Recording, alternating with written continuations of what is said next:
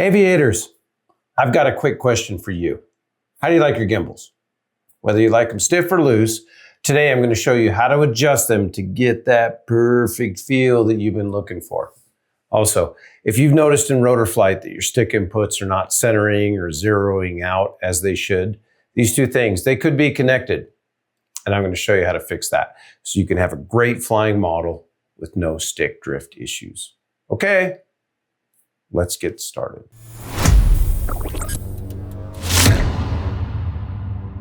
Let's get this party started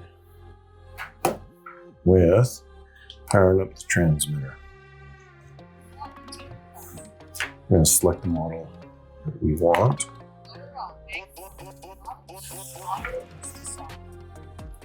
Then let's go ahead and power up the model.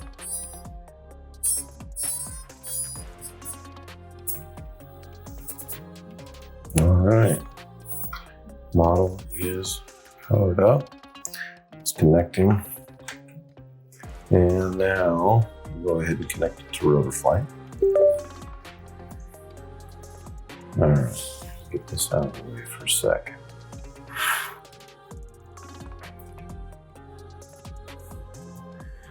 So here we are. Let's go to the receiver tab. So now we can go ahead and take you to the outputs page. So the problem that I'm having is on the roll axis.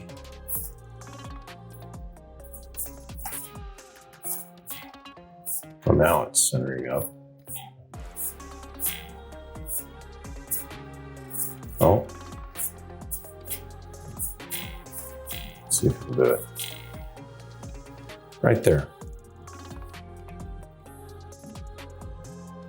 So what that's doing, sometimes it'll go negative 10%, 11%. Other times when I flip the stick, it'll go positive. It's just not locking in on 0. See, there's 3.6. And I'd really like to get this dialed back in. And for the most part, when it does overshoot or undershoot,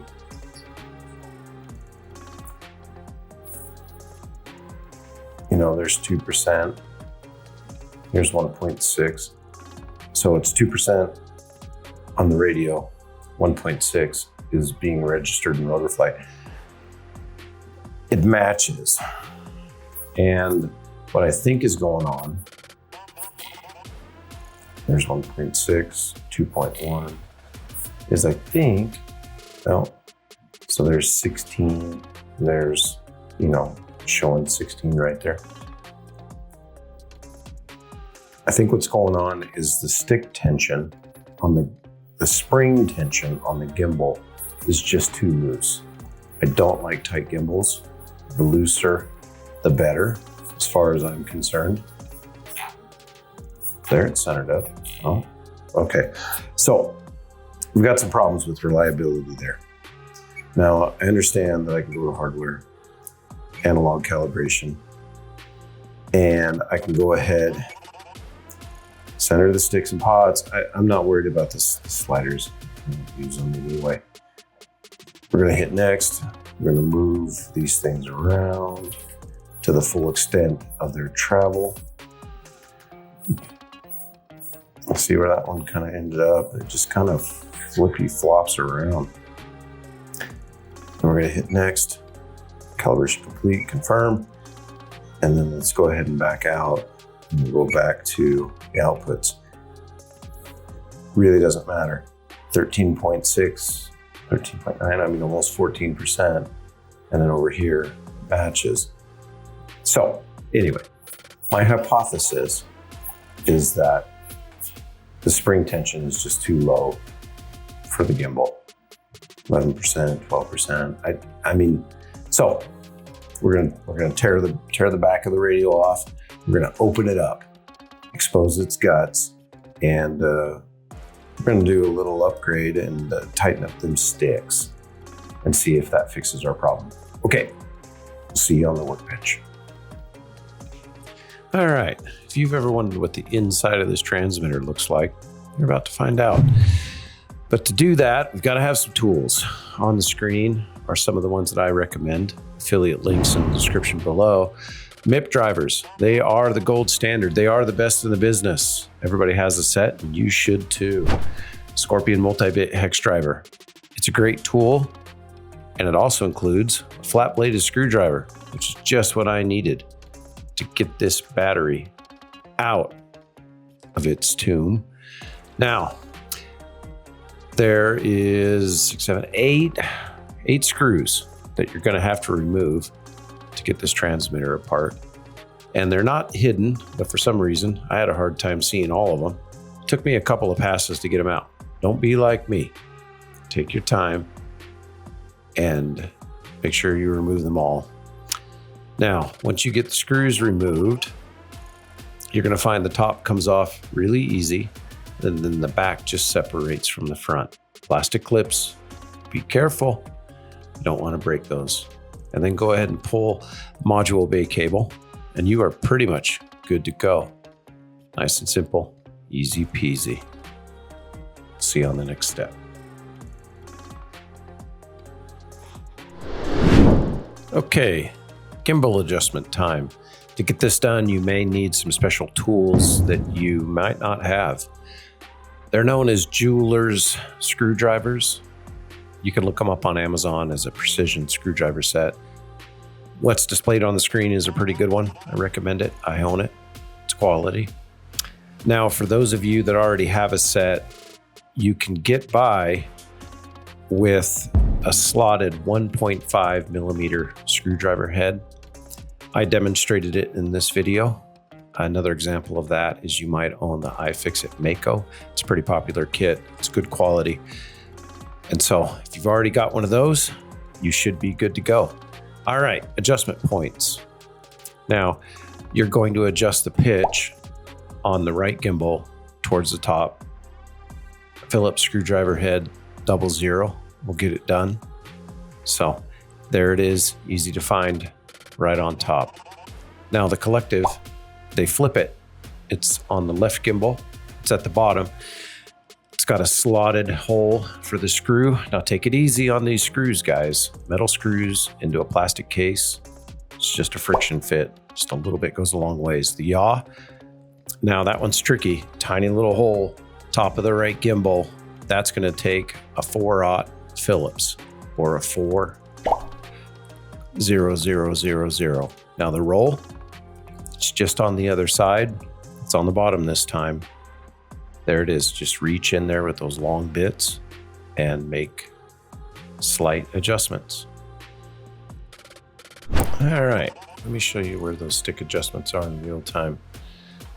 There's those 00 Phillips head screws on your collective and pitch axes. Just a little bit of adjustment goes a remarkably long ways.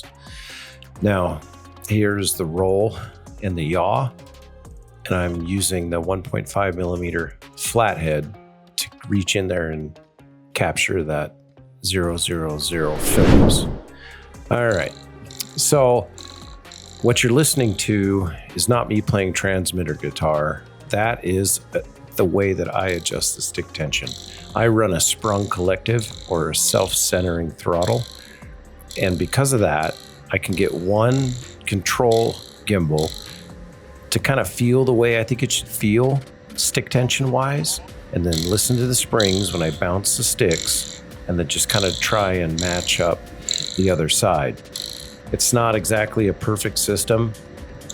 It's something you could try. For me, it seems to work pretty well, and then I just kind of double check things as needed. And it seems to get me there pretty quickly. The reassembly time, she comes. Nice and easy. Now, I do this in a little different order than I do the teardown. I like to put the back of the transmitter on. Well, I guess it would be the same. Yeah.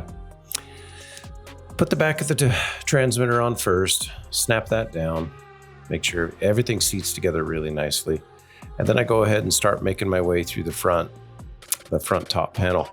When it comes to tightening these screws, be really careful here. There's very small self-tapping screws going into a very small plastic hole. It's not going to take much to strip them. I really just kind of lightly seat the screw, and that's it. I'm not necessarily worried about it falling out. There's very little pressure on it. It just kind of holds everything together nice and tight.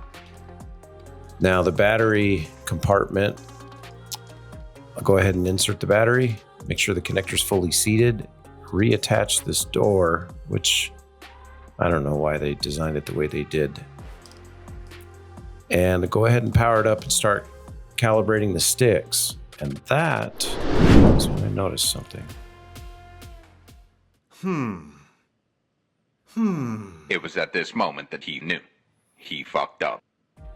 Ah, darn it. Yeah, that's it. Yeah, this is when I have to remind myself that I do this hobby for fun. Just take a deep breath, start breaking it all back down again. Pretty easy fix though. Somebody call a doctor. Yes, yes. I'm glad that I did not go to medical school, but I have the skills of a doctor when it comes to using a hex driver. I was able to get that fixed relatively quickly, get the top bolted back on. So now we're gonna try it again. Did we do it? Oh, yeah, we did. All right.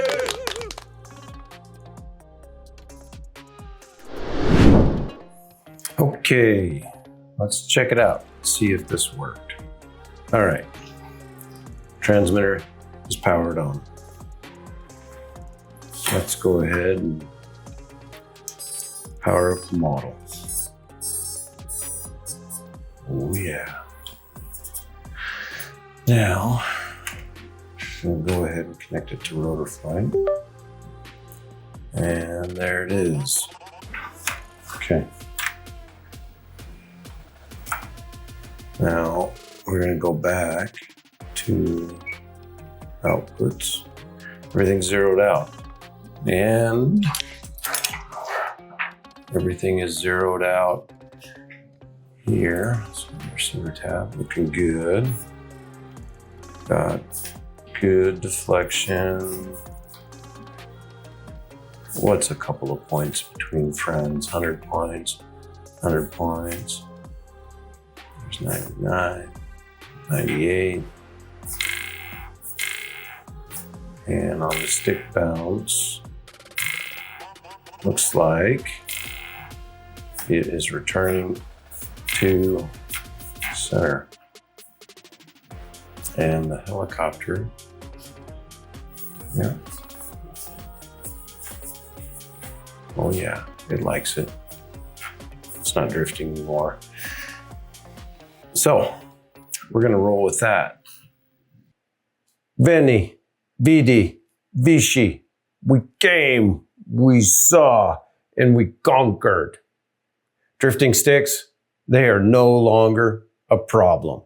But if you have a FrSky transmitter and you're unsure of how to connect it to a Mac and run Heli X, I want you to check out this video right here. It's going to walk you through everything step by step. Thanks for watching, Aviators. I'm Shane, and I'm looking forward to seeing you at the flying field.